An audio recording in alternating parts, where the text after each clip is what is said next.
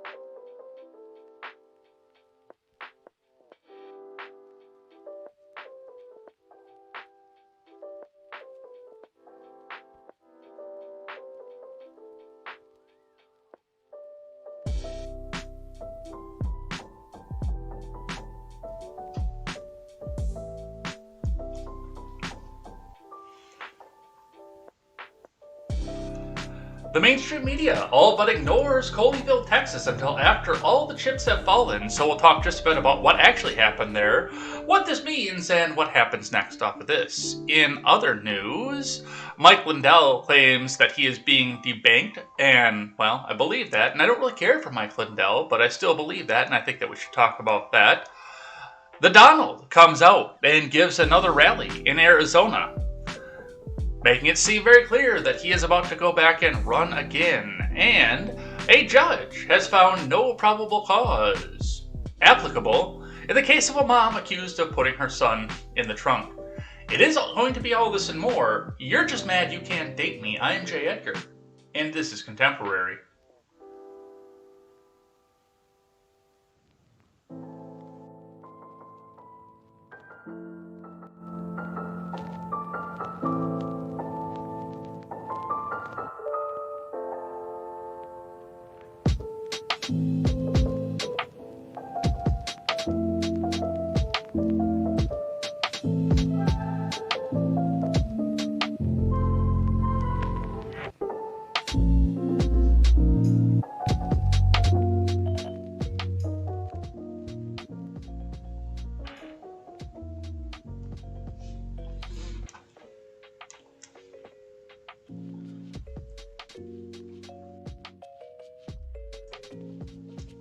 So I think I'm on the edge of done with this, finally, with the whole COVID thing and everything else. I've got a couple of things that are happening that, you know, I've been told are the very end stages. I got really lightheaded for the last couple days out of complete nowhere. But I also, even though it was cold out, came out, turned the heat off, and opened up almost all the windows in this place for a couple of hours, and I went and took a drive during those couple hours there to get some new fresh air in there and get some of the air out of here, recycle out some of the 6,000 cubic feet of carbon dioxide I've been breathing for the last 6 fucking days. So that seems to have helped a little bit, actually. That seems to have helped a lot. And I woke up this morning feeling maybe 70% for the first time since last Sunday, so that was cool. I almost sent out a tweet and said, hey, you guys, I don't have to work after this, and Ignoramus isn't going to be on until after this. You guys mind if we just wait a couple hours and do this a little bit later? But I'm like, no, we got to get out. We got to get this done here. So we'll be here when I'll sign off, and then I'm going to go take a couple hour nap and see if we can't purge out the rest of this. So hopefully that'll all be good. But yeah, the inflammation is down. A little bit of the backache from lying around is still there. I have almost no cold symptoms. I don't feel dizzy or faint or anything. So it's looking like we're kicking the tail end of this, which is fantastic. Because my God, do I want to be done with this. I want to go participate in society again. Let me go. Pin crowds. Gather. Talk to people. Convince people that progressivism is wrong. Just let me go out there and do this. We're almost there, folks. Let's finish this out, but let's get into the news of the day. But before we get started, make sure you guys go check out turnsofpagesproductions.com. Turns of Pages Productions will be your one-stop shop for all of your news and commentary needs, where we'll carry great shows such as The Daily Ignoramus, The Breakdown with Birkenhoff, The R-Rated Conservative, The Freckles and Brit Show, wait, not The Freckles and Brit Show, new upcoming project with Britt and Sean Hickman, and the Porch Boys. Go check out all of those shows. Check out all the people that are involved in those shows. It's going to be a great time. All the people that are involved in this are great friends to liberty and great friends to the American dream. So go and check all of them out.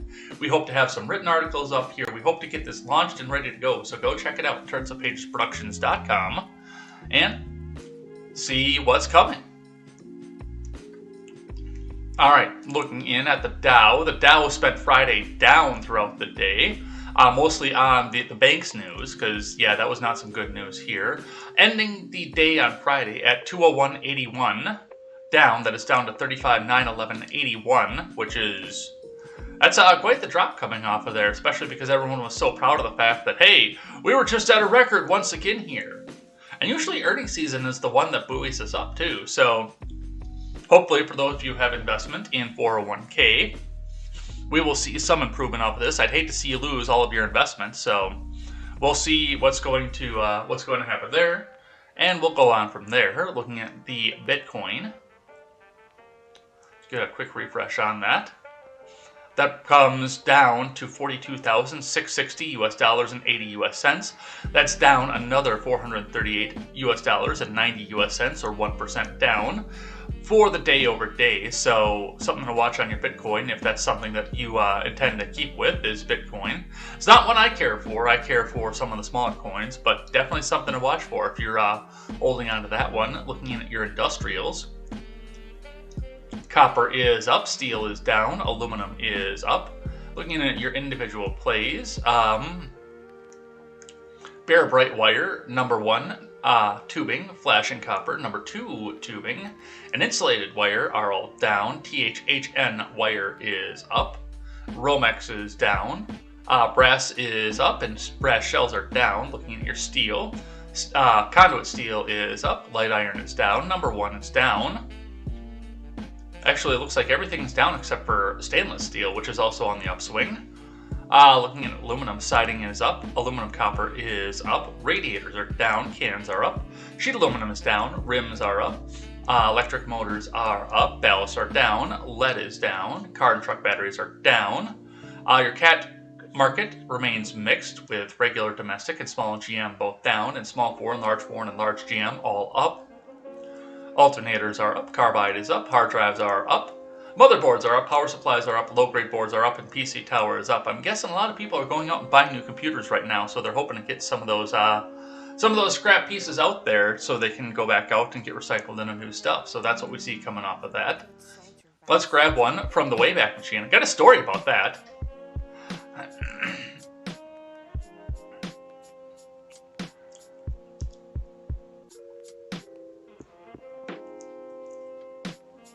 Let's get this open here. So while that's opening, something kind of pissed me off this morning. I was kind of mad about that, or last night is when I discovered it, but I was kind of mad about that. I went to go to archive.today to go archive a page, like I usually do, and come to find out ABG has blocked archive.today. Which means that they're working in tandem with probably some of these others out there, which the Wayback Machine I don't use because they can actually delete your archives, because, well, a lot of these people out there don't want their stuff archived, because then you don't see it, you don't go and play and watch the ads and all the shit that go on with that.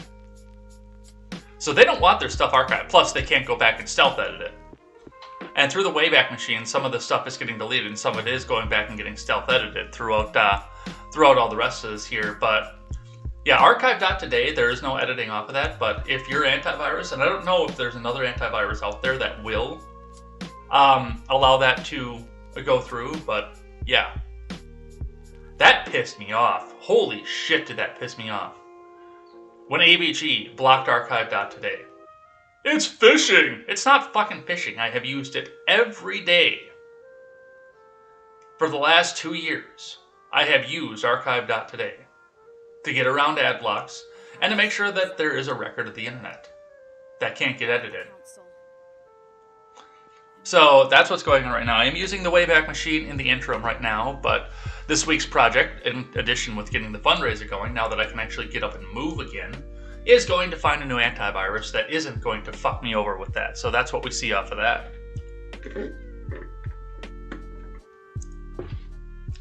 Looking at Investors Business Daily. Dow Jones Futures Market Rally holds key support. Apple, Qualcomm lead 5 stocks near buy point. From Ed Carson. Dow Futures and S&P 500 Futures declined slightly Sunday night, while NASDAQ Futures fell modestly. The stock market rally is teetering, with last week's short-lived rebound quickly fizzling. The stock market rally is still standing, but is bruised and wobbly. The major averages are testing key support areas, though the NASDAQ has held its 200-day line so far.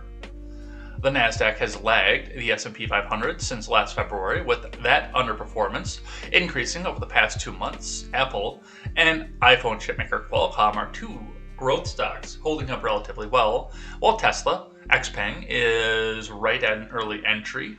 Meanwhile, DE stock is setting up while SM Energy broke out on Friday. Goldman Sachs, Charles Schwab, and Signature Bank report before Tuesday's market opening. GF stock fell below its 200-day moving average on Friday, though it's technically in a base. Schwab is extended, SBNY is on the edge of a buy zone. XPeng is on the IBD 50 list. John Deere was Friday's IBD stock of the day. On your futures. Dow futures lost 0.1% versus fair value. S&P 500 futures dipped 0.2%. NASDAQ 100 futures fell 0.5%. Crude oil futures rose slightly. U.S. markets will be closed Monday in observance of Martin Luther King Jr.'s holiday, though other exchanges around the world are open. So we'll be looking at the same chart coming up here tomorrow as well. China's central bank cut its 1-year lending rate by 10 basis points to 2.85%, the first cut since April of 2020. That monetary push comes amid a slew of economic data. China's economy expanded 4% in the fourth quarter versus a year earlier, better than views for 3.3%, but down from quarter three's 4.9% pace. GDP expanded 8.1% for the full year. December industrial production climbed 4.3% versus a year earlier, slightly better than forecast, but retail sales grew just 1.7%, less than half of estimates for 3.8%. Meanwhile, China's ultra-low birth rate fell to 0.75% in 2021. So that's a lot of stuff moving, especially with China, and now they're at a demographic crisis. And remember, overnight action in Dow futures and elsewhere doesn't necessarily translate into actual trading in the next regular stock market session. So that's what we see coming off of this. Let's move off of this. Let's grab one from CNN, and then let's get into the big news of the day. Dow falls as big banks get pummeled. This is from Paul R. LaMonica of CNN Business. Investors clearly didn't want to go into the upcoming 3-day weekend holding on to financial stocks. The Dow fell a little more than 200 points, led by a steep fall in shares of JP Morgan Chase and other big banks. The Dow closed 0.6% lower on Friday. The index is off nearly 1% over the past 5 days and has fallen 1.2% so far this month. The S&P 500 edged slightly higher, and the NASDAQ rose 0.6%, but both indices still dropped modestly for the week. So far in 2022, the S&P 500 is down 2%, and the tech-heavy NASDAQ has slid 5%. The weak retail sales report for December didn't help matters on Wall Street. Consumer spending surprisingly fell during that key holiday shopping month, raising concerns that a runaway inflation is finally taking a toll on the economy. Finally, huh? Not that it has been for the last year. Not that, some of us are going out and buying fewer things because we can't afford to feed ourselves, or can afford to feed ourselves, but it costs more. So, we're not buying the new video games, the new consoles, the shit like that.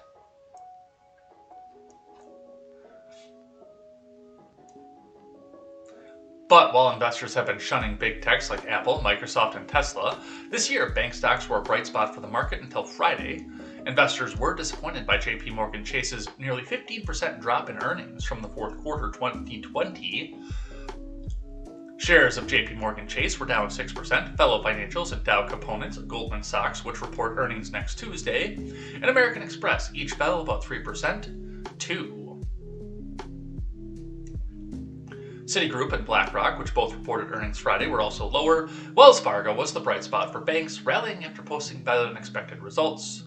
More big banks, including Bank of America, Morgan Stanley, Truist, will report their results in next week's holiday shortened trading session. Earnings are also on tap from consumer products King, Procter & Gamble, Airlines, United Airlines, and American Airlines, and streaming giant Netflix.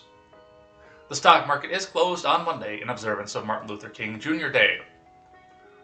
So the earnings, like I said, the earnings are usually the big bright spot, especially bank earnings. Because if they're not making the money that they want to, they'll just gouge you more. So typically that's part of the reason that every quarter they're the ones that lead. Right at the beginning, as soon as the quarter starts, they're coming out and saying, "Hey, look at all the stuff that we earned," and they're getting hammered, and that's going to make everybody else get hammered too. That's going to be a trickle effect. We'll see what happens and where this goes, but I don't really have a lot in the stock market. But as of right now, I'm paying attention to the little bit that I do have there. So we'll see what happens with that. And we'll go from there. Let's get into the big news of the day, starting with CNN. Now, before we actually get into this article, I want to point something out here. We're starting with that the FBI has identified the hostage taker at the Texas synagogue. There was almost no news about what was happening at the synagogue until after the fact. Like, we go back to, oh, well, they killed the guy. All the hostages are free. Hey, this school board member in Colleyville is going to run for mayor. 2 days, 6 days. There's a little bit of a gap in national news in Colleyville, Texas. And like I say, it goes straight from, oh, well, the FBI went in and stormed and the guy's dead, to, oh, hey, look at who's running for mayor in this little town. And it's telling me a lot of people didn't want to talk about this while it was happening. And I remember people saying that while it was happening. It's like, hey, where's the mainstream news coverage off of this? This was on Saturday. For the most part, I was fairly out cold on Saturday. I tried to get up and do some stuff, but my mind was just not having it on Saturday. I tried to pay attention to what was going on here, but the little bit of Twitter that I was seeing was just people were saying, hey, I'm hearing about this from Twitter, but I'm not hearing this from like CNN or anybody like that. I'm just hearing that, okay, there's something happening here now. And it's coming from a little bit hearsay tweets. Why is there no mainstream news coverage of this? And we'll talk about that in just a sec. But let's talk about the situation that's happening here via the mainstream media. Starting with CNN, FBI identifies hostage taker at Texas synagogue. From Allah El-Assar and Michelle Watson and Alan Orjou over at CNN.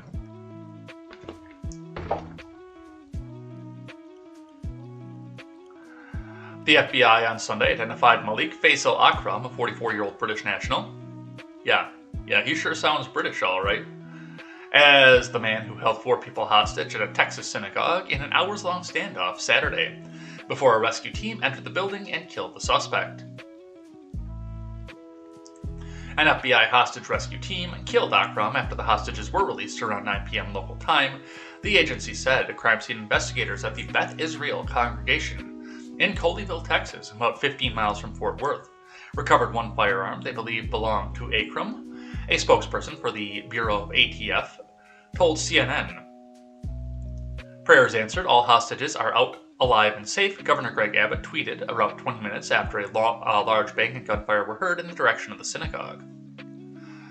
The resolution came nearly 11 hours after Akram entered the synagogue, and as it live-streamed its Sabbath morning service on Facebook and Zoom around 11 a.m. Saturday, Colleyville Police Chief Michael Miller said. The live stream appeared to capture part of the incident before it was removed. 4 people, including Rabbi Charlie Citron Walker, were initially taken hostage. One hostage, a man, was released unharmed around 5 p.m., Colleyville Police Sergeant Dara Nelson said. Citron Walker said the gunman became increasingly belligerent and threatening in the last hour of the hostage crisis. In a statement to CNN, Citron Walker described the ordeal as a traumatic experience. He said that he and other hostages are alive today due to the multiple security courses his congregation has taken over the years. Without the instruction we received, we would not have been prepared to act and flee when the situation presented itself, Citron Walker said. I encourage all Jewish congregations, religious groups, schools, and others to participate in active shooter and security courses. President Biden told reporters Sunday authorities just don't have enough facts to speculate why a man targeted Colleyville, Texas synagogue, taking 4 hostages Saturday, calling the standoff an act of terror. I don't think there's sufficient information to know about why he targeted that synagogue. Why he insisted on the release of someone who's been in prison for over 10 years. Why he was engaged. Why he was using anti-Semitic and not anti-Israeli comments, Biden told reporters. Really? So he's calling for the release, and we'll talk about this in just a sec, but he's calling for the release of a highly well-known Muslim terrorist, and he's doing so in a Jewish synagogue as a good Irish Catholic name, man. Definitely British nationalist. Yeah, this sounds like a great, good Irish Catholic name. And you don't see where there's a connection here? Are you trying to be obtuse?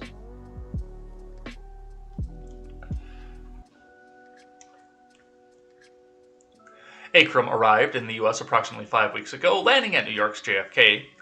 A law enforcement source familiar with the investigation told CNN. He arrived legally in December. A separate federal law enforcement source told CNN, therefore, Akram cleared vetting prior to his arrival, which would have been checked against classified and unclassified information available at the time. Akram was not on a U.S. government watch list, the law enforcement source said. A review conducted thus far of the U.S. Intelligence Committee databases containing terror-related threat information shows no prior derogatory information on Akram, according to the official. British intelligence officials have advised their U.S. counterparts that a preliminary review of their databases similarly show no derogatory information about Akram, the source said. UK authorities are continuing to scrub their systems. UK counterterrorism police for Greater Manchester announced Sunday that the detention of 2 teenagers in connection with a hostage incident, both individuals who are arrested in South Manchester, are still in custody for questioning. Authorities are trying to figure out how Akram traveled to Texas. Well, I'm guessing because he was on a watch list anywhere. He grabbed the debit card from his bank, which automatically did the conversion for his money, rented a car, and drove from New York to Texas. If there was no problem with him anywhere, I can't see what would stop him at this point. Can you?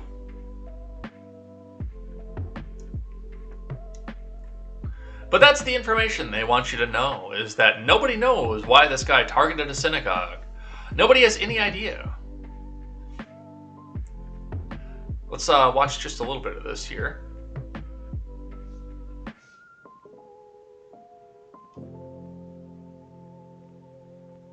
Maybe. The suspect is known to law enforcement. They are not releasing his name publicly, but still I say was because he is now dead. That after this elite FBI hostage rescue team stormed the synagogue behind me in an attempt to rescue those hostages. Now, this whole ordeal started earlier in the day as the synagogue was undergoing its Sabbath services. There were congregants who could watch what was happening on a live stream as this man came into the building. He was ranting and raving. At one point, an FBI crisis negotiator made contact with this suspect. That as law enforcement flooded this area here behind me. Those negotiations went on throughout the day. At one point, one of those 4 hostages was released, but it was around 9 p.m. last night that the FBI ultimately made that decision to launch that team that had come in from Virginia. They stormed that building. The suspect died in that encounter with law enforcement. Thankfully, the remaining 3 hostages were released. Now, the head FBI agent here in the Dallas area spoke after that incident, describing what happened. Take a listen. Today's result, which was 4 safe hostages and the situation resolved, was really a result of a long day of hard work by nearly 200 law enforcement officers from across this region. The FBI's hostage rescue team, I consider one of the crown jewels of our organization. Their mission is to conduct deliberate hostage rescues when necessary. In this case, we had a necessity for that, and they were successful. Very proud of them. So, was there a reason that they had to import a team from Virginia? Are there not field offices in Dallas-Fort Worth? That I don't know, but apparently there aren't, so that's what we see off of that. Let's grab one here from Fox News. Mainstream U.S. Muslim groups have called for Afia Siddiqui's release. From Jessica Chasmar. Excuse me. A suspect who held 4 people hostage inside a Texas synagogue for several hours Saturday was reportedly demanding the release of Afia Siddiqui, a Texas inmate known as a counterterrorism circles as Lady Al-Qaeda, whose allies include mainstream U.S. Muslim groups like the Council on American Relations. The hours-long hostage incident at the congregation Beth Israel in Colleyville ended Saturday night with the hostages safe and the man holding them dead. According to the authorities, the hostage taker, a British national, allegedly had demanded the release of Afia Siddiqui, a Pakistani neuroscientist who is serving an 86-year prison sentence in Texas after being convicted in 2010 on charges that she shot at U.S. military officers while being detained in Afghanistan 2 years earlier.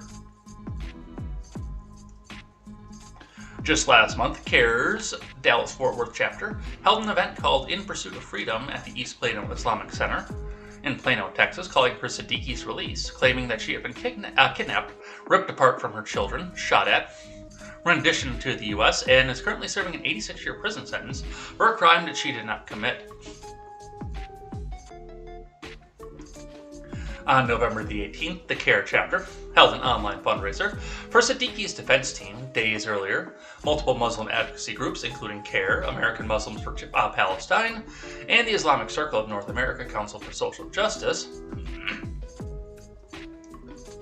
and the Muslim American Society PACE, held a free Afia Advocacy Day in Washington, D.C., where they met with congressional offices and lobbied for Siddiqui's release. AMP, which is considered an anti-Israel group, for expressing support for the boycott, divestment, and sanction movement against the Jewish state, has close ties to Squad Rep Rashida Tlaib, who includes the founder among one of her donors and allies.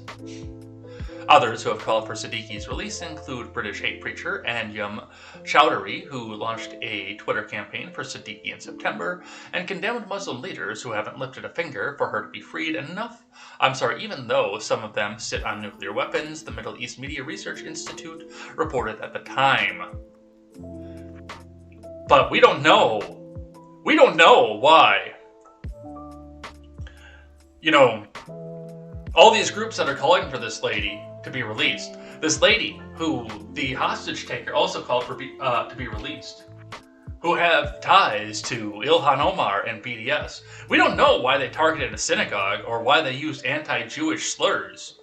We don't know what's going on here. Why could they possibly be doing this?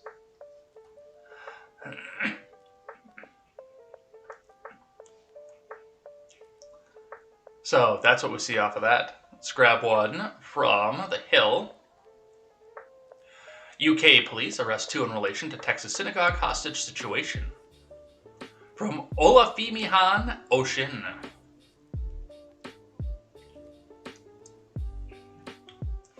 British police have arrested 2 teenagers in connection with an ongoing investigation into the Texas synagogue hostage situation. In a statement, the Greater Manchester Police said counterterrorism police detained the 2 teenagers in the south section of the city on Sunday evening, adding that they remain in custody as they await questioning. CTP Northwest and CTP International operations will continue to assist the investigation, being led by the U.S. authorities and police forces in the region, and are liaising with local communities to put in place any measures to provide further reassurance, Manchester said in a statement. The 4 hostages at the Congregation Beth Israel Synagogue in Colleyville were released after an hours-long standoff with authorities at the synagogue on Saturday. The FBI on Sunday identified the hostage taker as 44-year-old British national Malik Faisal Akram, that good Irish Catholic name right there, who was pronounced dead on Saturday. Akram had demanded the release of Pakistani neuroscientist Afia Siddiqui, who is currently in prison in Texas for attempting to murder a U.S. soldier. In a statement Sunday, President Biden called the hostage situation an act of terror, applauding local authorities and the FBI for one hell of a job in response to the situation. National Security Advisor Jake Sullivan said Sunday it remained unclear whether the hostage situation or Akram represented a broader threat.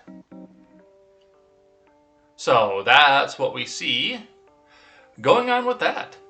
It's interesting to see off of that. I don't know. It doesn't really say what these 2 were picked up for yet, and from my understanding, my brief understanding of British criminal justice, I don't think they can release any information as of right now as to what they're actually questioning for, but something to watch and something to see as we go. From the New York Post. Let's see if they have anything more to say about this. 2 teens arrested in UK in connection to Texas synagogue hostage standoff situation.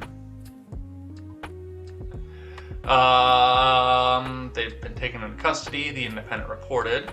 It wasn't immediately clear what connection the pair had to Saturday's frightening ordeal during a Shabbat morning service at the Congregation of Beth Israel in Colleyville. Malik Faisal Akram held the victims captive while demanding the release of Afia Siddiqui.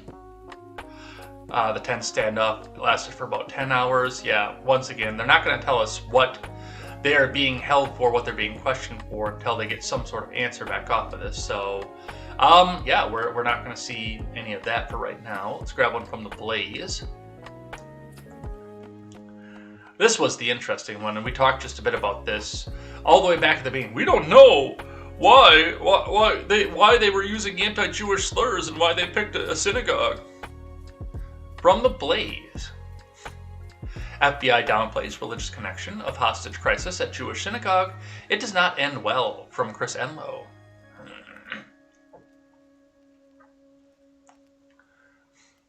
The FBI and the Associated Press were slammed Saturday over a bizarre tweet from the Associated Press addressing the hostage situation at the Congregation Beth Israel Synagogue in the Dallas-Fort Worth area on Saturday. After law enforcement announced the hostage taker's death, the FBI seemingly downplayed the religious aspect of the crime. Breaking: man who held hostages inside a Texas synagogue is dead, law enforcement officials say. Breaking: the FBI says the Texas synagogue hostage taker's demands were specifically focused on issue, not connected to the Jewish community. The Associated Press quoted FBI Special Agent Charge Matt DeSarno as the FBI official behind the remarks. DeSarno said the hostage taker was specifically focused on an issue not directly connected to the Jewish community, and there was no immediate indication that the man had or was part of any broader plan. But DeSarno said the agency's investigation will have global reach, the news report said. The AP's tweet immediately generated backlash for amplifying what DeSarno said. Critics questioned how law enforcement officials could arrive at such a conclusion when the investigation into the incident was in the earliest stages. Others abruptly fact-checked the AP's tweet. In fact, despite attempts to downplay the religious aspect of the incident, the hostage taker chose a synagogue on Sabbath where Jews were gathered, and he allegedly demanded the release of a convicted terrorist known for being an adamant anti-Semite. I'm sure the FBI will clean this up shortly, but until then, worth stating the obvious, the gunman did not travel thousands of miles to terrorize some Mormons. He sought out a synagogue and took it hostage over his grievances, that's targeting Jews, and there's a word for that, E.R. Rosenberg said. Putting aside the absurdity of asking us to ignore the choice of venue, the choice of victims, that it was done on Saturday specifically, and that it was apparently done on behalf of a rather outspoken anti-Semite, this seems an unusually speedy determination by the FBI, Beckett Adams said. A Muslim terrorist travels to a synagogue on the Sabbath and takes a rabbi and 3 other Jews hostage, while demanding the release of a convicted anti-Semitic terrorist. Sorry, AP, but I'm pretty sure that's directly connected to the Jewish community. He was seeking the release of a virulent anti-Semite and convicted terrorist, Afa Siddiqui. She blamed Jews for everything, likely he did too, Christina Summers said. We'll do one more here. In a society where victimhood status confers... Go the fuck away. Prestige, it's very important that Jews never be seen as victims, one person observed. So, yeah. I wonder why it was... I wonder why it was a synagogue. And I wonder why we're trying to clean this up so quickly.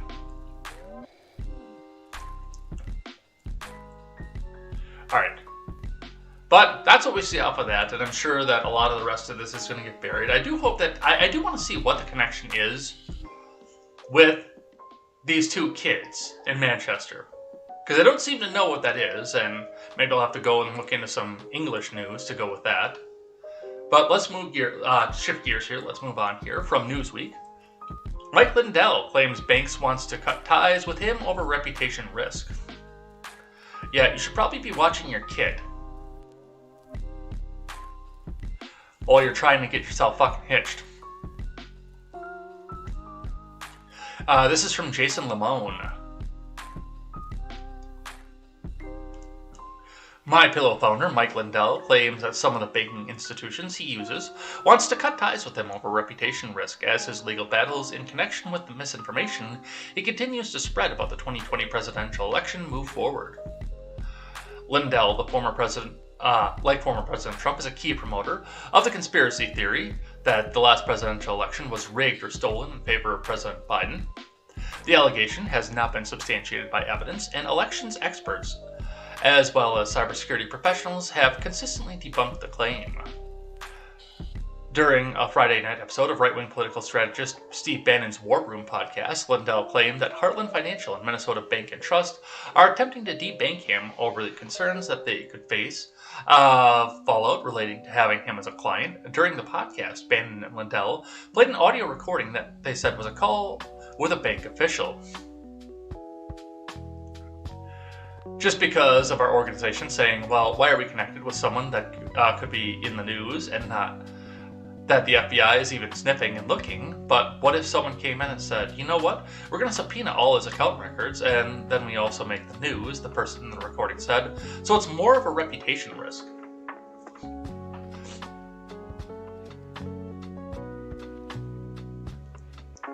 Lindell went on to go to tell Bannon that the financial institutions wanted to shutter his accounts within 30 days, but the pro-Trump businessman insisted that he's refusing to comply. I said, I'm not going to be part of this. I'm not leaving. So you're going to have to throw me out of your bank, he said.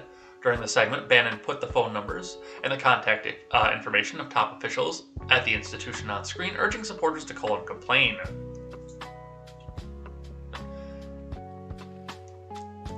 Where does it end, everybody? Where does it end? Lindell asked, suggesting that he is being persecuted for his controversial activism. He contended that the bank's decision was related to his refusal to comply with the White House Select Committee investigating the January 6, 2021 pro-Trump selfie fest at the U.S. Capitol.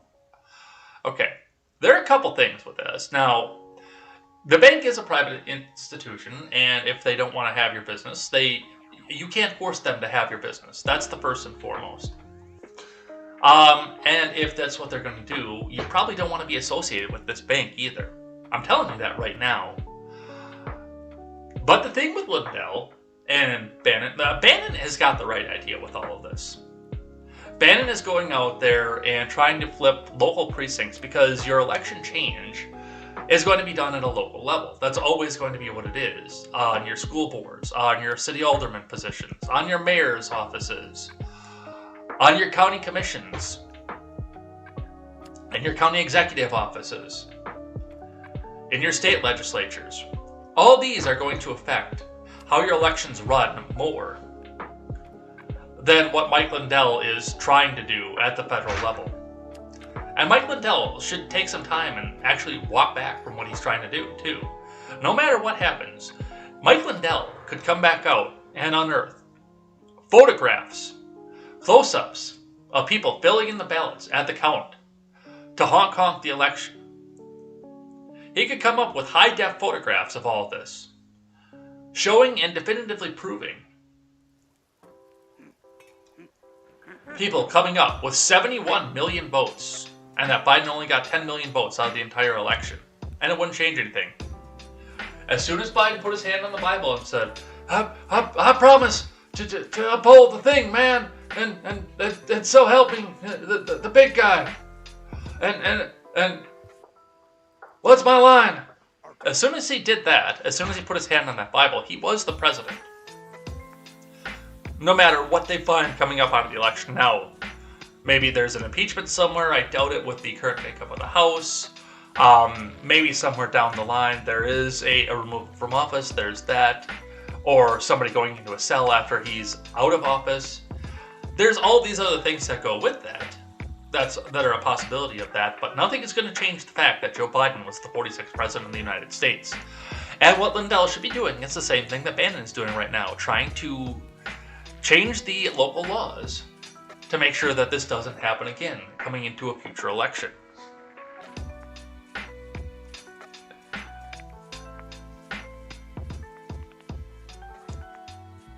So that's what we see coming off of that.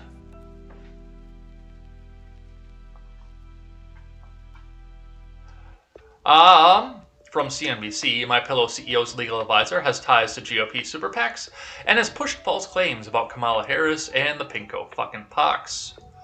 From Brian Schwartz.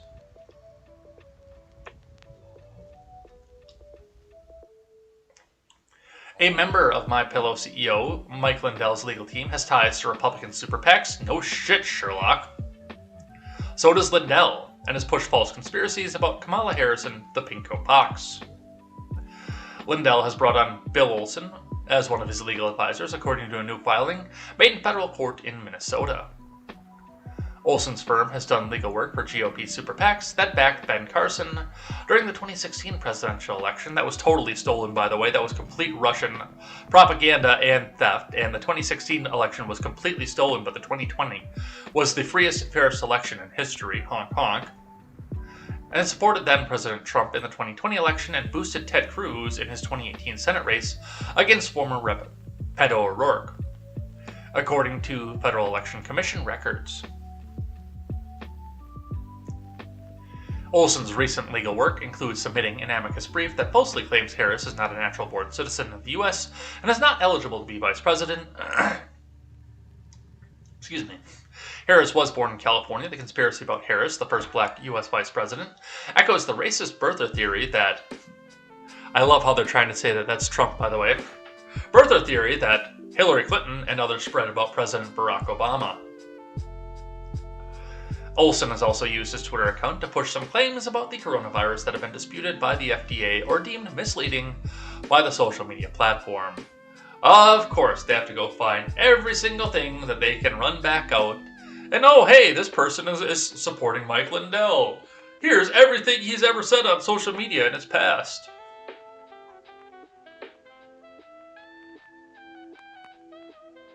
Happy Pride, Spartan. Happy Pride. I said it too. Alright, let's talk about the Trump rally. from Fox News. The Donald delivers what sounds like a 2024 stump speech at his first rally of 2022, from Paul Steinhauser. What was interesting about this, by the way, was there was almost no video left behind about any of this. In fact, I actually had to go to the C-SPAN website to watch this. YouTube wouldn't touch this at all. YouTube wouldn't go anywhere near this fucking thing.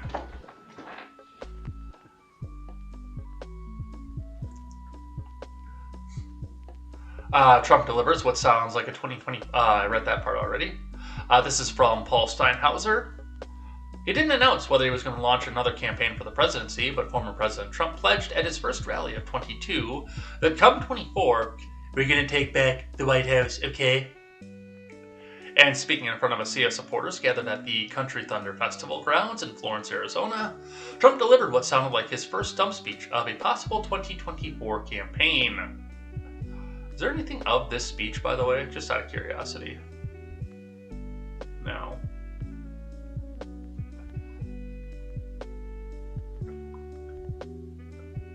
Trump repeatedly took aim at President Biden, who defeated him, honk honk, in the 2020 presidential election.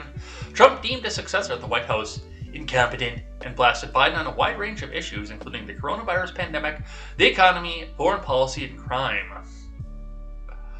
While Trump looked ahead to 2024, as well as the year's midterm elections, he predicted that a giant, great red wave is going to begin right here in Arizona, and vowed that this is the year that we take back the House, this is the year we take back the Senate, and spent much of his speech looking back to his 2022 election loss to Biden. Honk honk. The former president repeated his unfounded claim that the 2020 election was rigged and once again claimed, I ran twice and we won twice, okay?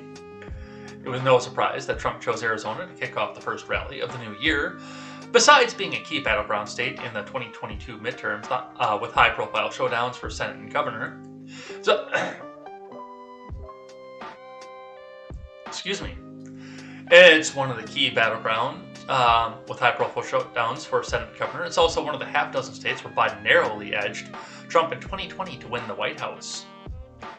Last year, a Trump-fueled and GOP-driven partisan audit of votes was conducted in Maricopa County, Arizona's most populous county. Results of the review found Trump received a couple hundred fewer votes than the results from the certified election.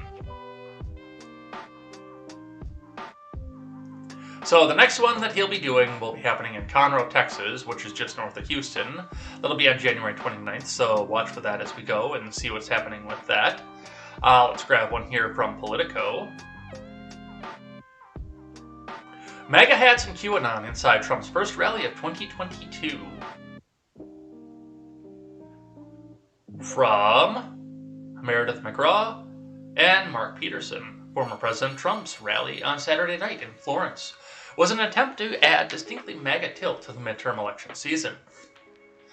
But for the thousands of his most faithful followers, some of whom traveling to the rally site in Canyon Moon Ranch from neighboring states, it was a chance to imagine and push for the former president's own attempt to regain office. Attendees called for Trump to run again in 24. Many doubted that he was truly ousted from the White House in the first place. Honk honk.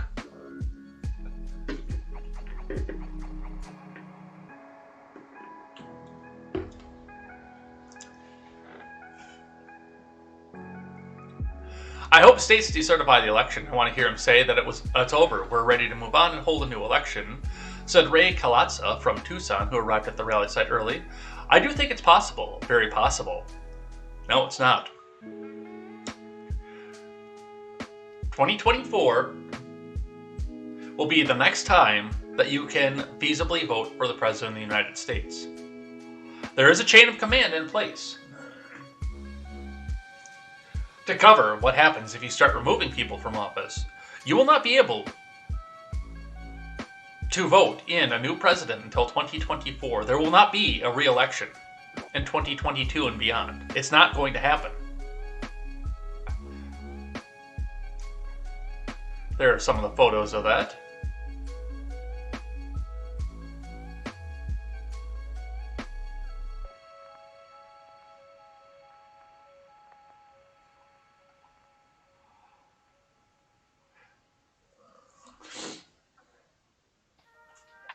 Arizona is the epicenter for Trump's false claims of a stolen election over the course of the past year, as allies have attempted to undermine the 2020 results with a widely criticized and partisan ballot review in Maricopa County that only reinforced President Joe Biden's win. Honk honk. Yeah, I listened to probably 90% of the speech. And yeah, he's out there, he's praising Paul Gosar, he's praising all the elected officials in Arizona, some of the elected officials in Florida who were there to come back and watch this. So, I mean, it definitely sounded to me like he's planning on running again, and barring any sort of big health issue from Joe Biden himself, I think he's going to. I really do. But that's what we see coming off of that. All right, let's get a couple of refreshes off of this. So this is another interesting one to come back and look at and watch and see what's going off of this, because this is one of the big criticisms, I think, for him. The fact that he is supportive of the vaccine and the booster. So, reading from NBC, behind Trump's vaccine boosterism, allies see chance for political payoff. From Alan Smith, Peter Nicholas, and Jonathan Allen. When former President Trump told his supporters to get the pinko pox shots over the summer, he was booed at a rally in Alabama. When he told a friendly audience in Dallas last month that he had a booster shot, he was jeered. And when he praised the efficacy of the vaccines in an interview with the conservative influencer Candace Owens, she pushed back. None of it deterred Trump, who now sounds like an evangelist for vaccines that his administration helped develop, but that large parts of his base deride. In some of his most forceful comments yet, he described politicians who won't reveal their booster status as gutless, a comment widely seen as a shot at Florida Governor Ron DeSantis, who polls show is the second choice of 2024 GOP primary voters.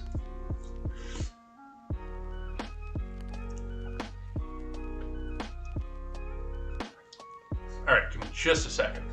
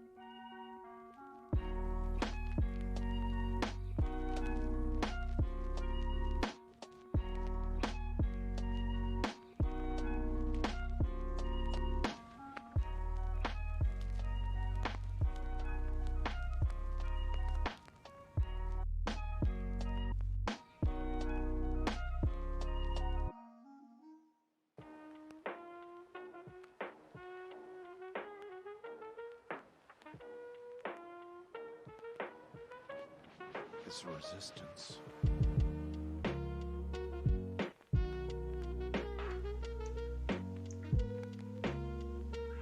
Apologize for that. It seems like today is going to be one of the first days I'm going to have cold-like symptoms off of this whole COVID thing. So, sorry, I had to step. I couldn't breathe anymore. Alright, let's see. It's a significant shift for Trump, who at one point expressed the doubt about the need for boosters and has mostly abstained from actively promoting the shots.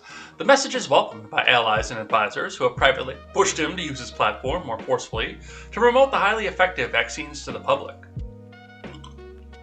I think his actions all along suggested that he was a huge supporter of the vaccines, said Paul Mango, who is a top official in Trump's Department of Health and Human Services with Operation Warp Speed, the administration's public-private partnership to accelerate vaccine development, and now his words are matching his actions. He's always been pro-vaccine, he's just been anti-mandate.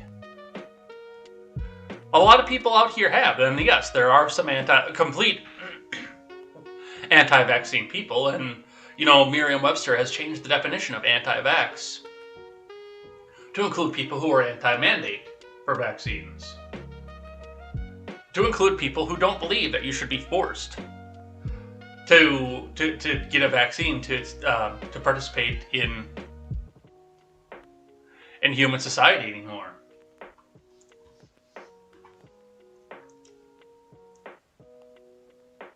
But he's always been pro-vaccine. I mean, this is his baby. Okay, we got a vaccine out, brought to market as quickly as we possibly could. Okay, it's out there, it's ready to go. It's the best vaccine, okay, because I did it with Project Warp Speed, Operation Warp Speed. It's my vaccine, and you should go and get it. We're not going to force you to go and get it, but you should go and get it, okay, because it was designed by your favorite president, Donald Trump, okay?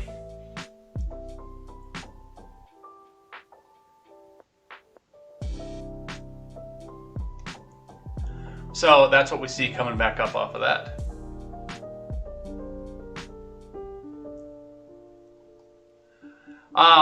From Box 6. Speaking of reactions to Republicans here, and this does not surprise me either, by the way. I'm familiar with this company. I will not buy from this company. And I would not buy from this company for quite a while. Especially given where they are. I mean, there's not really a majorly conservative part of Milwaukee County. But if there was, where Penzi Spices is, would be in the most conservative part of Milwaukee County. But reading from Fox 6 Milwaukee, Penzi Spices calls Republicans racist in an email to customers. Wauwatosa-based Penzi Spices, a national company, is calling Republicans racists. In a Friday, January 14th, morning email blast from the company to customers, the subject line read, "Republicans are racist weekend." In the email, CEO Bill Penzi addresses Republicans. "If you are a Republican voter, you are now cheesed off. You were promised that there would never be any accountability for your support of the party of open textbook racism. Sorry, but the betterment of all Americans, you included, we've decided to end that rule. We don't really care what your race is or how many of your friends happen to be whatever. None of that excuses you." This isn't the first time Penzi has launched attacks against the GOP or made comments incensing readers. In 2014, Penzi wrote that residents of Waukesha County had fled west to escape diversity in Milwaukee. I mean, he's not wrong with that. In 2016, he accused supporters of Trump of committing racism by voting for Trump. In a Facebook post titled "Cooking Trump's Racism," Penzi wrote of Republicans, "You really are a good bunch, but you just committed the biggest act of racism in American history since Wallace stood in the schoolhouse doorway 53 years ago. Make this right, take ownership of what you have done, and begin the pathway forward." He doesn't know me. He doesn't know anybody that I know that had purchased from him. Robin Moore, a Waukesha County Republican, said at the time, "But we're racist because we chose to vote for a person that, in this country, we have every right to do." Penzi's spent nearly $100,000 on Facebook ads in 2019 calling for then-President Trump's impeachment. Black Republicans are again challenging Penzi's rhetoric. Penzi has been grifting off terrible political takes and low name-calling for a decade, so the reporters will give them free media. "These lies are news?" asked State Senator Julian Bradley of Franklin.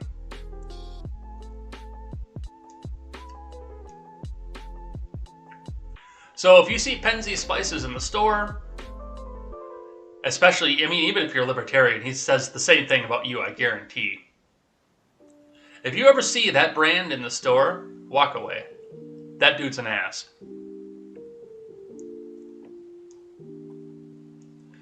All right, from CBS, DirecTV says it will not enter a new contract with Zero America News Network.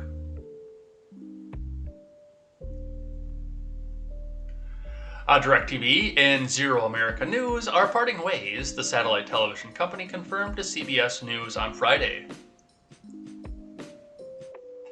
"We informed Herring Networks that following a routine internal review, we do not plan to enter into a new contract when our current agreement expires," a DirecTV spokesperson said in a statement. Bloomberg News first reported the decision, and that's Ron Helton's favorite outlet by his favorite politician. However, the spokesperson noted that the television company will continue to carry the pro-Trump network's programming through their existing agreement. Zero American News will still be available on Verizon Fios and a few other smaller distributors, according to the company's website. I've never watched a second of Zero America News coverage. And they sound to me like basically a religious outlet for Trumpism. From what I've heard off the side of it, they're a mainstream outlet, they have television, they are a competitor. And they're not green check verified, so I've never really used their articles or anything else for anything else either. So, and I don't have DirecTV, I don't have any sort of cable or satellite or anything else here, so this does not affect me for even a second.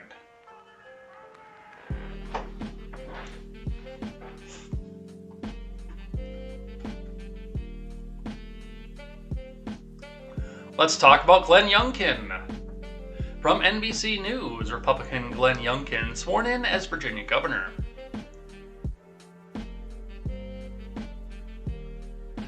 By the Associated Press. Striking a tone of bipartisanship and optimism, Virginia's new Republican governor, Glenn Youngkin, pledged to restore trust in government. Good luck.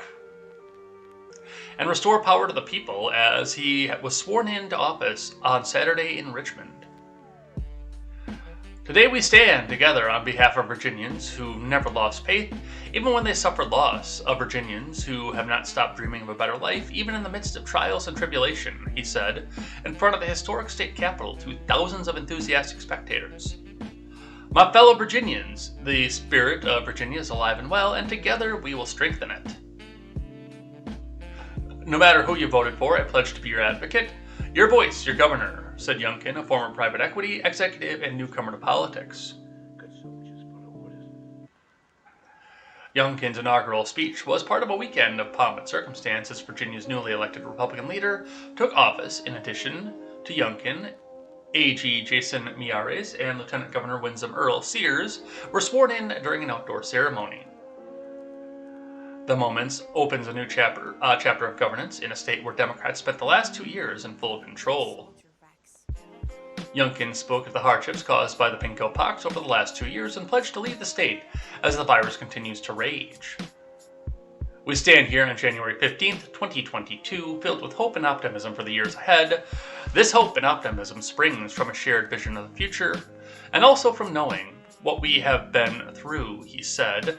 We are acutely aware of the struggles Virginians have endured over the past 2 years, struggles that we continue to face.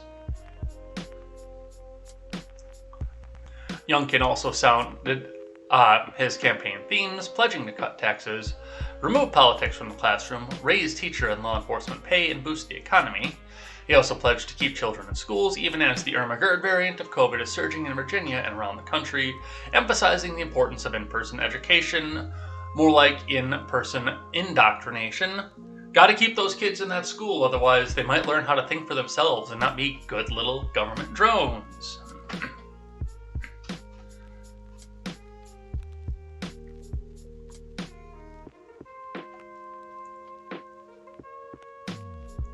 We know that when our children don't go to school, it harms their learning and development, so let me be clear, we must keep our children in school 5 days a week, he said.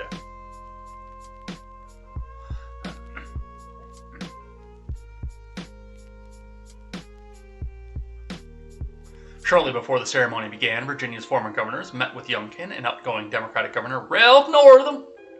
Inside the Capitol, every living governor but Youngkin's opponent in last year's election, Terry McAuliffe, was in attendance. McAuliffe tweeted that he and his wife were quarantining due to a close COVID contact in the interest of health and safety. No, he wasn't. He was sitting over there licking his fucking wounds.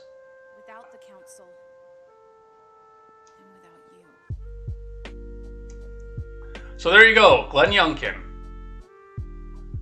Governor of Virginia.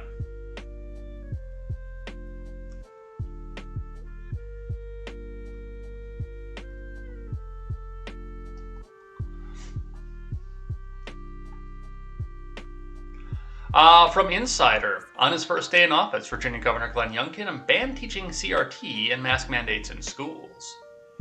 From Connor Parrott, Virginia Governor Glenn Youngkin quickly set the tone for his administration on Saturday, signing numerous EOs, including one that bans the teaching of divisive concepts in schools, and another that targets school mask mandates. As Insider's John L. Dorman previously reported, Youngkin was sworn in Saturday after he, in November last year, beat out former Governor Terry McAuliffe, a Democrat, to replace outgoing Governor Ralph Northam, a Democrat who was prohibited for running for re-election due to term limits. Yeah, as far as I understand, for Virginia, you can run for governor for unlimited terms. Like, you can have unlimited terms as governor, but they can't be consecutive. So you have to take at least one term off each time, which I believe was what McAuliffe was doing. I believe that he was the governor before Northam was. And then Northam took over as lieutenant governor, and then McAuliffe was supposed to come back out and be the governor again. But Youngkin got back in the way.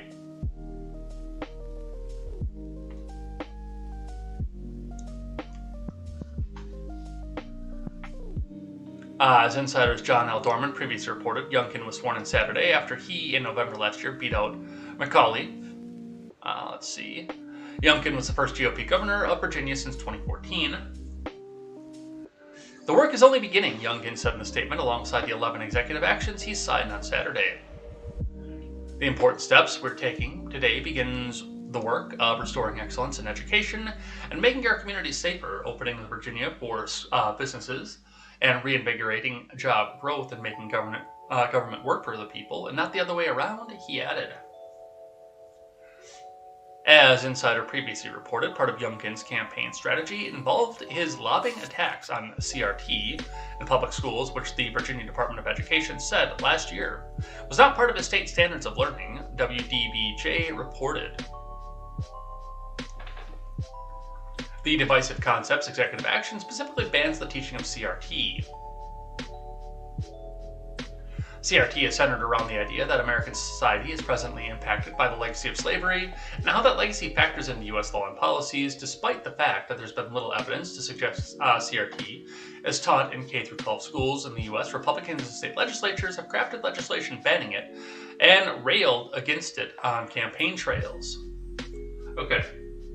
And this is actually something that I wanted to touch on just briefly over the fact that, you know, they keep coming out and saying, well, you can't ban critical race theory because people need to learn about critical race theory, but we're not even teaching critical race theory in classes right now, so why are you even trying to ban something off of this? If I was the governor of a state, and in the midst of, because I would probably ban CRT too, I'm not going to lie. But if I was the governor, and this was brought up of, oh, why would you ever think that you should ban critical race theory? It's not even being taught. I said, okay. And then I would make an executive order banning the sale and transport of unicorns for a reason. Because I would, the first thing that I would ask is, okay, are you going to be, are you going to flip out as hard about this EO as you did about the one that you're flipping out so hard about? Because, by the way, unicorns don't exist. So, by that logic, this EO doesn't do anything. And if you're saying that CRT in the classroom doesn't exist either, then what are you flipping out about?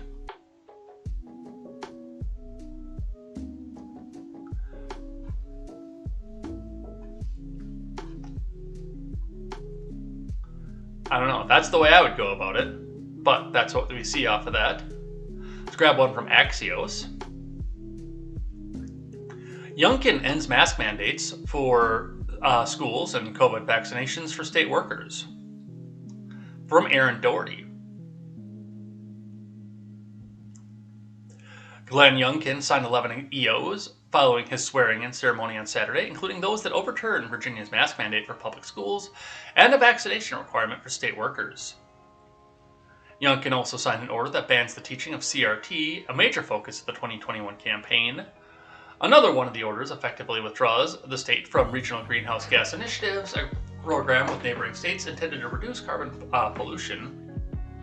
Of note, many of these moves could face legal challenges as well as pushback from state lawmakers.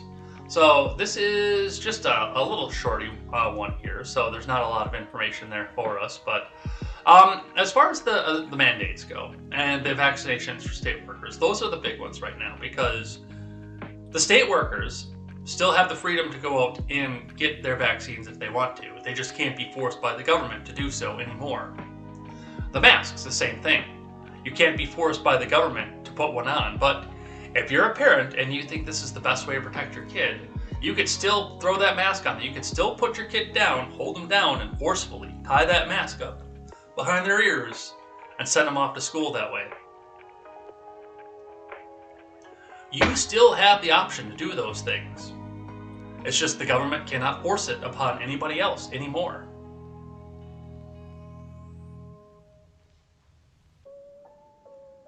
And that's where this should be. The parent should be the parent or the individual should be the final decision on whether or not they get a vaccine, whether they wear a mask, whether the kids wear a mask. The parent or the individual in that situation should be the final say, the be-all, end-all in how you make your medical decisions. Always should be. Always. That's how it's always needed to be. And I don't know how we moved beyond that at this point.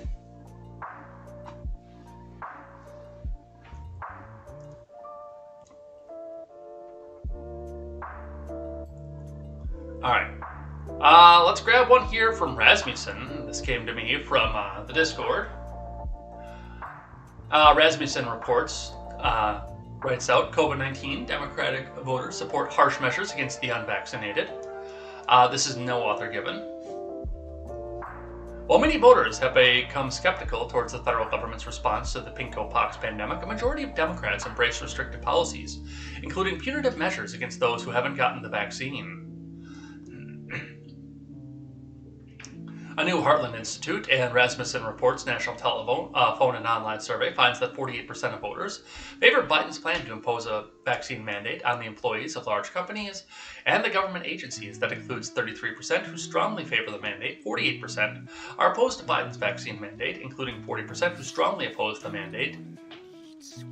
Voters are similarly divided over the federal government's top COVID-19 expert, St. Anthony of Fauci, the patron saint of medicine. 45% view Fauci favorably, including 28% who have a very favorable impression of him. Simp! 48% have the unfavorable impression of Fauci, including 34% who have a very unfavorable view of him.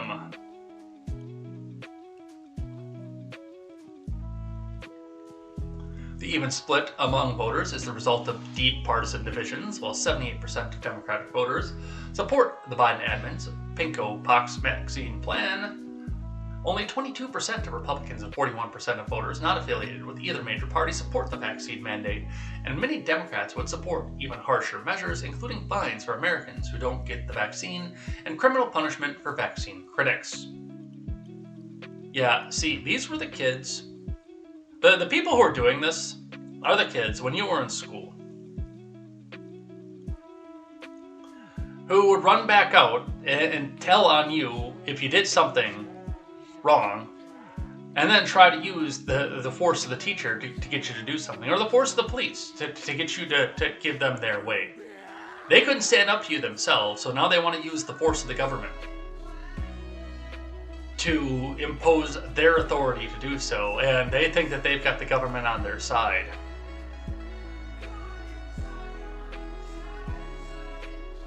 And it's a little bit scary, the fact that there's so many people who are willing to come back out and do this. So, thank you for that. From CNBC, GE suspends COVID vaccine and testing rule after the Supreme Court blocks Biden's mandate. From Spencer Kimball. And so it begins. General Electric suspended its COVID vaccine and testing requirement on Friday after the Supreme Court blocked the Biden admin's mandate, a company spokesperson told CNBC. GE, which had 174,000 employees at the end of 2020, has encouraged its employees to get vaccinated, the spokesperson said. The Supreme Court's conservative majority in a 6-3 ruling called the Brandon administration's requirements a blunt instrument that draws no distinctions based on industry or risk of exposure. President Brandon said in a statement after the court's decision called on companies to voluntarily implement the vaccine and testing rules. The court has ruled that my admin cannot use the authority granted to it by Congress to require this measure, Biden said. But that does not stop me from using my voice as president to advocate for employers to do the right thing, to protect Americans' health and economy, man. Come on, man. Labor Secretary Marty Walsh has vowed to use the Occupational Safety and Health Administration's existing authority to hold businesses accountable for protecting workers against the pinko fucking pox. We urge all employers to require workers to get vaccinated or tested weekly to most effectively fight against this deadly virus in the workplace, Walsh said in a statement on Thursday. Employers are responsible for the safety of their workers on the job. The American Medical Association, one of the largest doctors' groups in the U.S., said dissent that the Supreme Court had blocked one of the most effective tools in the fight against further transmission and death from the aggressive virus. Workplace transmission has been a major factor in the spread of the pinko pox, AMA President Dr. Gerald Harmon said. Now more than ever, the workers in all settings across the country need common sense, evidence-based protections against the pinko pox, hospitalizations, and death. And if they decide that that's what they want to do, then they're going to go out and do that. See, that's the thing. That's the difference between you guys and an actual free country. I said this a while ago. If the Brandon administration would have come out and said, okay, here's the end all be all. We made all the vaccines free. We paid for them out of your taxpayer dollars. And you can go get your COVID vaccine in any place you can get a flu shot, and left it at that, you'd actually probably have a higher vaccination rate than you have currently. But you tried to force all this for ends that nobody understands why, and you tried to use government force to do so, first by bribery, then by outright force. And then sat back and wondered why nobody wants to come back and use your shitty fucking vaccine.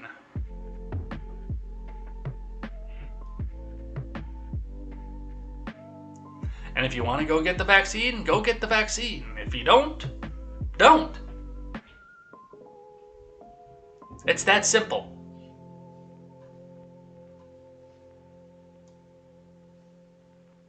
Your body, your choice. Here's one from archived of the Washington Post. Mom vows to find 7-year-old daughter after ex-husband fled with the girl to avoid having her vaccinated. From Julian Mark.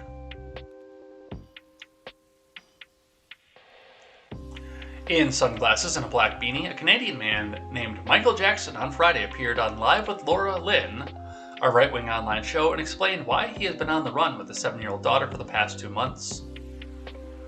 Jackson told the host, Laura Lynn Tyler Thompson, that his ex-wife wanted to vaccinate their daughter against the coronavirus, and I couldn't let that happen. Jackson did not say from where he was speaking, but admitted that he has kept the girl since about November 11th, long past when he was supposed to return her to her mother. Upon learning that his wife would probably vaccinate the girl, Jackson said, "My choice was made then and there that this wasn't going to work and that I had to protect my daughter from it. So I kept her," he added. Saskatchewan judges have issued 2 court orders for Jackson to return the girl to her mother. Marie Carr Jackson, Canadian Broadcasting Corp News, reported. With tears streaming down her face in a CBC News broadcast, Marie Carr Jackson addressed her daughter saying, "Every day I pray, someday you'll be home. I love you so much. I will always be here for you," she added.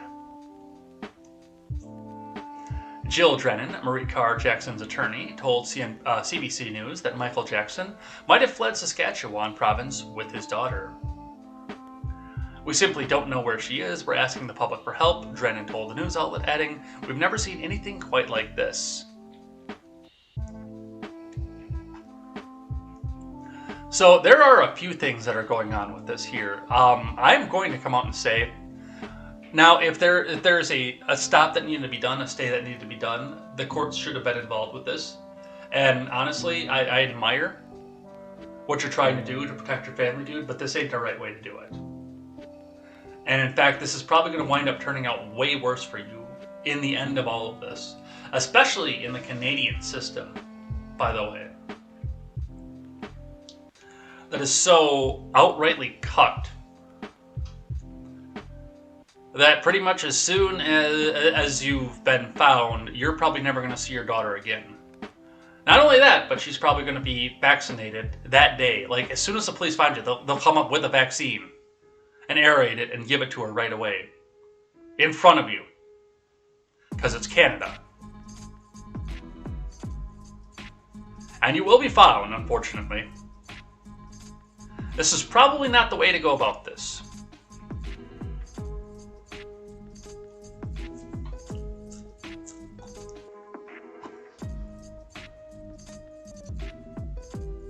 I appreciate you going out to try to protect your daughter. I really do. That is heroic and poetic. But man, would I hate to see the bad thing that's going to happen to you because of this.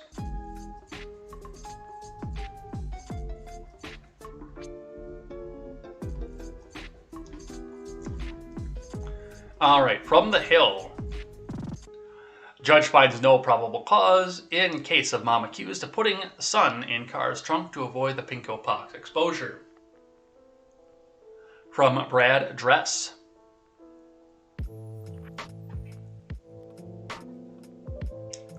A judge on Thursday ruled there was no probable cause in the case of the Texas woman charged with child endangerment for for allegedly placing her COVID-positive child in the car trunk to avoid being exposed to the virus.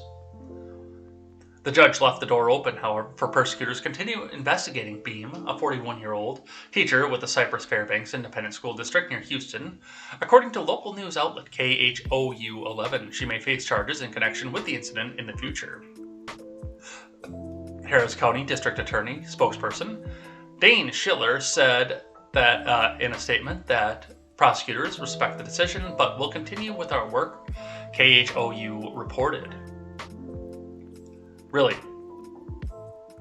The judge found no probable cause for a psychotic teacher and parent to lock a child in a trunk.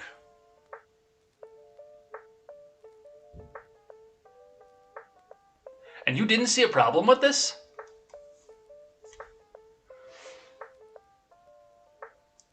We will review all the evidence gathered by police and make a determination on how to proceed, including the possibility of presenting the case to a grand jury so the representatives of the people of Harris County can decide whether a criminal charge is appropriate, he said. Beam, who was placed on administrative leave from the school district, has been released on bond over the weekend, according to KHOU 11. Really, you don't find a probable cause to that? I have a problem with this.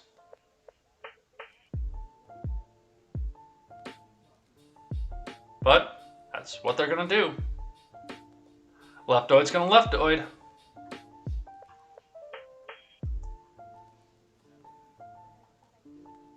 From CNBC's Make It. 270 health experts to Spotify. Joe Rogan's COVID misinformation is sociological issue of devastating proportions. From Megan Sauer. Hundreds of professors, scientists, and healthcare workers called out Spotify this week, accusing the streamer's most popular podcast, The Joe Rogan Experience, of spreading pinko pox misinformation. In an open letter addressed to Spotify, 270 science and health professionals said the podcast was broadcasting misinformation, particularly regarding the pinko pox pandemic. The letter then asked Spotify to take action against mass misinformation events on the platform. Notably, it didn't recommend any specific actions for the streaming platform to take.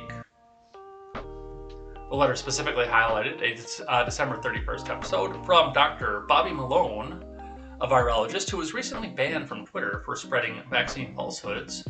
On the episode, Malone told host Joe Rogan that there had been recently an explosion of vaccine-associated deaths, and that hospitals are financially incentivized to label COVID as a cause of patient deaths. He also said leaders are using free-floating anxiety to hypnotize the public.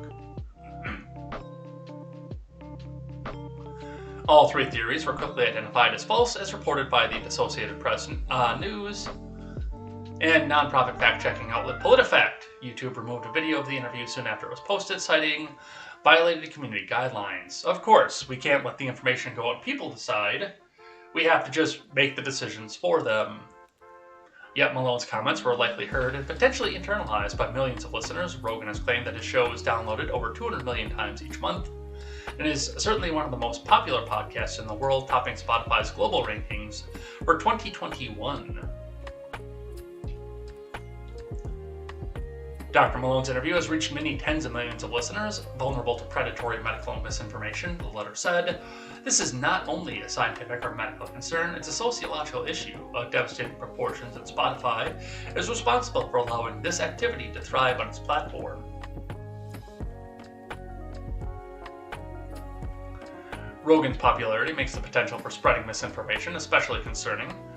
The letter's backers wrote, over the course of the pandemic, Rogan has received backlash for repeatedly spreading misinformation. He previously discouraged young people from getting vaccinated and promoted ivermectin to treat the virus, despite numerous experts discrediting the drug as a COVID treatment. Well, yes, of course. It is nothing but a horse paste, but it'd be interesting to use something that you can get for pennies on the dose, rather than something that has to go through Big Pharma and cost $20 to $75 a dose on taxpayer dollar. But we don't talk about that here.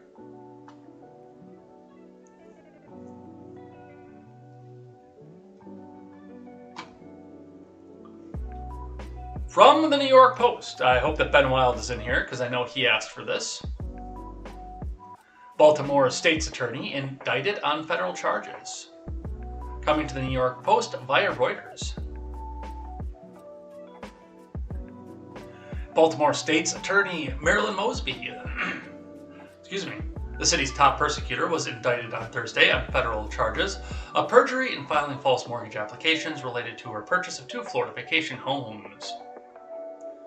Mosby, a Democrat elected to her post in 2015, is accused of falsely claiming twice to have suffered from work-related financial hardship from the pinko pox in order to request early withdrawals, totaling $90,000 from her city employee retirement account. In both instances, the indictment stated Mosby fraudulently cited a Federal CARES Act provision, allowing for emergency distributions of up to $100,000 from her retirement plan in the event of a furlough, layoff, quarantine, reduced work hours, lack of childcare, or impact on one's own business caused by the pinko pox. Prosecutors said Mosby, 41, used the money she received, $36,000 in May of 2020 and $45,000 on December 31st of that year, towards down payments on vacation homes in Kissimmee, Florida and Longboat Key, Florida. The 2 counts of perjury stem from Mosby's false statements of coronavirus-related financial duress at a time when she was earning a gross annual salary of nearly $248,000 in full, the indictment asserted.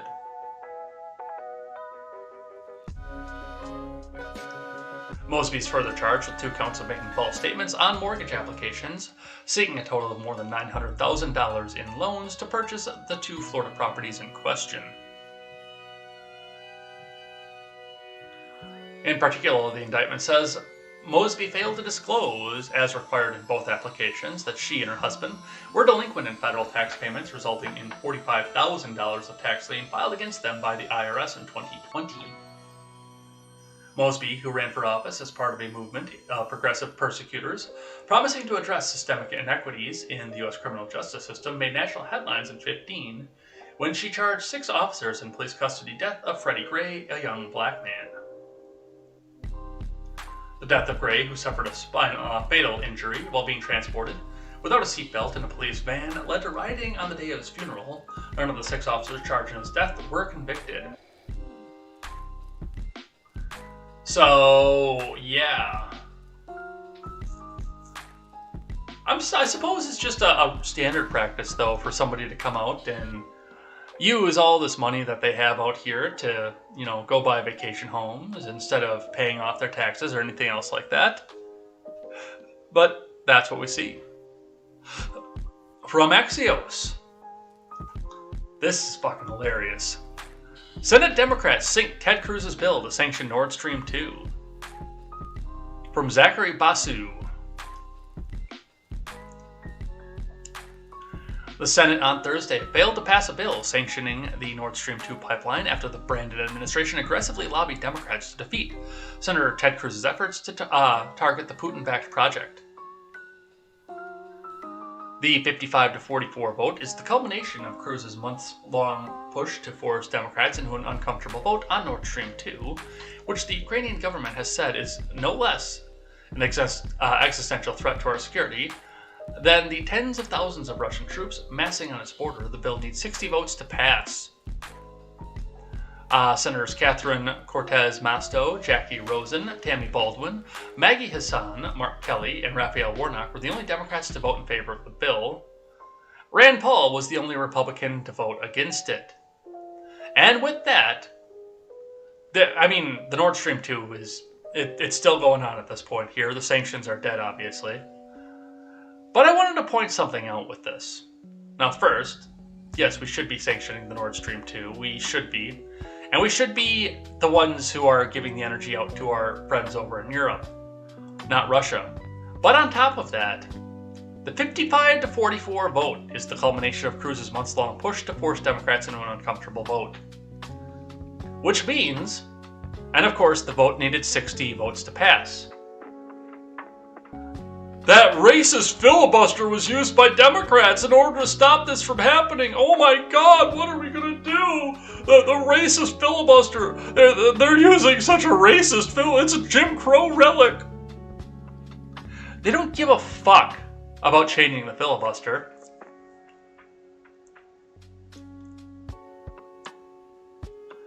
They still want to use it whenever they have a chance to go back and use it. They just want to set out little carve-outs so they can get their way done. And to fuck with everything else.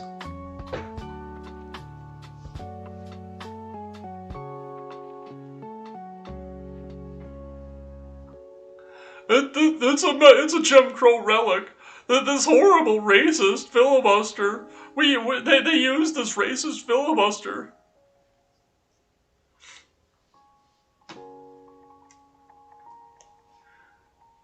All right, from Fox News. Salt Lake City Tribune editorial calls for National Guard to keep unvaccinated people in their homes. From Andrew Kugel. Thank you, Golden Leaf, over in the Discord. The Salt Lake City Tribune editorial board published an editorial on Saturday that called on the Utah governor to use the National Guard to prevent unvaccinated citizens from going anywhere. In an editorial titled "Utah Leaders Have Surrendered to COVID Pandemic," the editorial board writes, "The paper lays blame at elected officials for failing to mandate the vaccine for all citizens. The paper asserted that if Utah was a civilized place, Republican Governor Spencer Cox would implement a COVID vaccine mandate for the state and have the National Guard enforce the mandate by not letting unvaccinated people go anywhere. Were Utah a truly civilized place, the government's next move would be to find a way to mandate the kind of mass vaccination campaign we should have launched a year ago, going as far as to deploy the National Guard to ensure that people without proof of vaccination would be not allowed, well, anywhere," the editorial board wrote. While the editorial board placed blame at all levels of government, they were more critical of Republicans like Cox. Government officials, mostly but not exclusively Republicans, were apparently determined not to be caught governing in the face of this challenge. Any move or recommendation to mask up, or when safe and effective vaccines became available, to make vaccination a requirement of admission to public places and society in general, was shouted down as an unwarranted imposition on individual freedoms, it wrote. Cox and so many others have not carried the courage of their convictions. Cox, the state legislative leaders, our congressional delegation, and Utah AG Sean Reyes have so proudly stood against any kind of vaccine mandates that civilized society has used for generations to effectively wipe out everything from polio to diphtheria to the measles. Well, good luck. But what you're talking about is unconstitutional. And there's a lot more citizens than there are National Guard. But yes, if you would like to have the jackboot Gestapo come down and force all of your political enemies to do what you want them to do, just like a bullied little brat in school, enjoy. Have at it.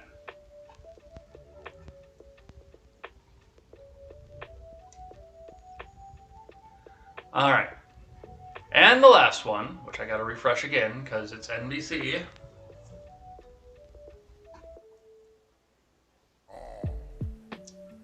Florida gay rights activist found dead in landfill.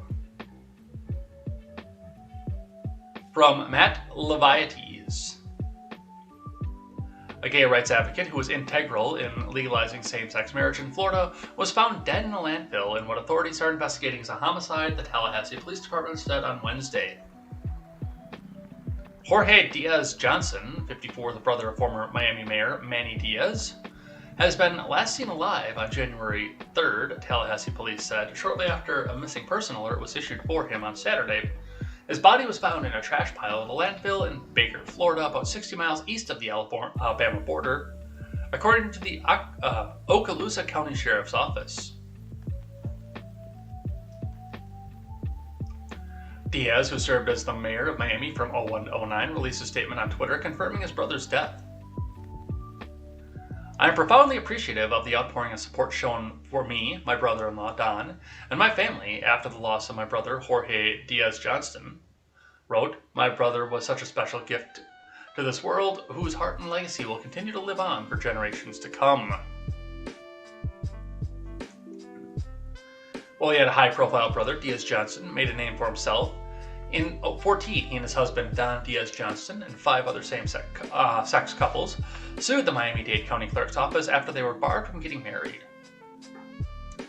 For us, it's not just only a question of love and wanting to express our love and have the benefits that everyone else has in the state, but it's an issue of equality, and it's a civil rights issue, Jorge Diaz Johnson told NBC Miami at the time.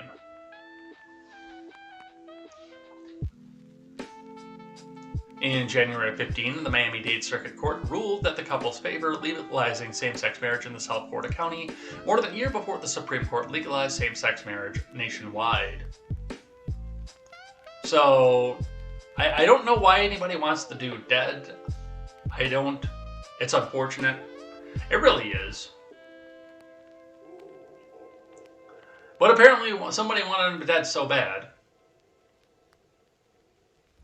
that they went back to try to hide the body all the way over by Alabama. And I have no idea why.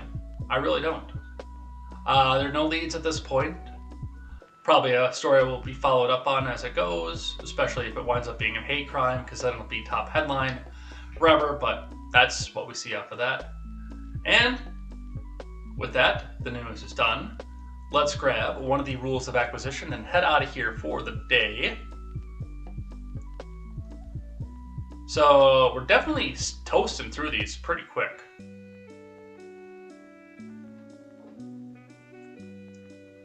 So the last one that we did was the 45th rule of acquisition, expand or die. As Jonathan Archer in the Enterprise discovered the Ferengi for the first time as they tried to take over the ship and expand the deals that they had going on here. So there is no, according to memory data, 46th rule of acquisition, so we will jump straight up to the 47th rule of acquisition. Don't trust a man wearing a better suit than your own. This is from DS9 episode Rivals.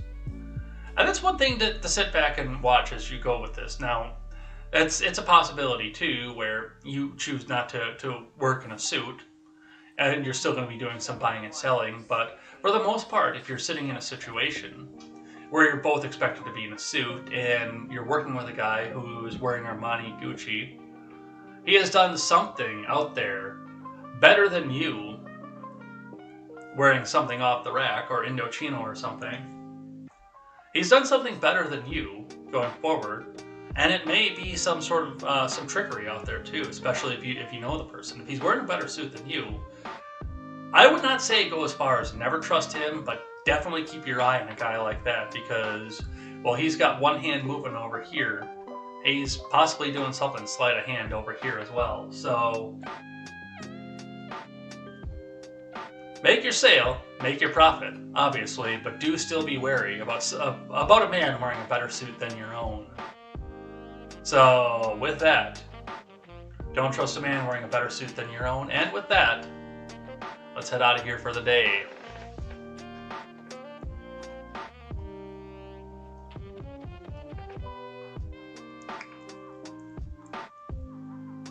Gotta love that Mandalorian beat.